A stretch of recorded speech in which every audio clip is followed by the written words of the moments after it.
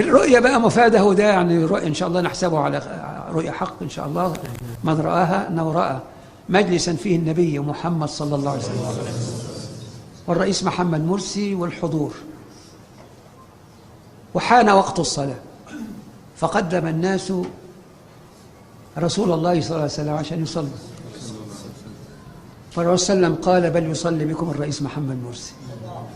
رؤية إن شاء الله رؤية خير يجده وشر الرسول عنه. الرؤية الثانية كانت تسبق الرؤية دي،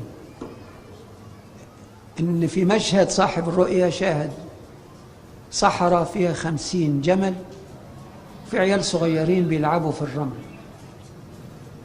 وجاع الشباب عطش والإبل عطشت وجاعت، وكان الفزع وكان الالتجاء إلى الله عز وجل. صاحب الرؤيا ومن معه يلجؤون إلى الله.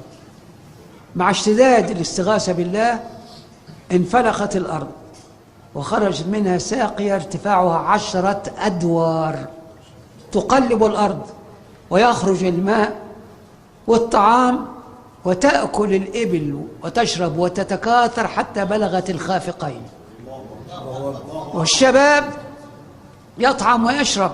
وسمعوا صوتا ارعوا إبل الرئيس محمد مرسي، ثم صوت آخر بلغوا الرئيس محمد مرسي هذه الرؤية. وشفت الأخ اللي بلغه الرسالة وقال له وأنا ببلغك الرسالة بتاعت هذه الرؤية. هذه رؤية مباركة، رسالة فيها الدكتور عبد العزيز سويلم أيضا، ده من الناس الصالحين، شاهد رؤيا تكلم فيها عن حمام أسود، ولكن في النهاية الحمام الأسود يتساقط، وبعدين 8 حمامات خضراء على الكتف الأيمن فوق بعضهم على كتف الرئيس محمد مرسي، فأولها بأنه سيكمل المدتين إن شاء الله، ويتحول حالنا الأرض الخضراء في عهد الرئيس محمد مرسي إن شاء الله. بس ربنا قال إن تنصروا الله ينصركم. أيوة، أسأل الله يوفقنا وإياكم لما يحب. والسلام عليكم.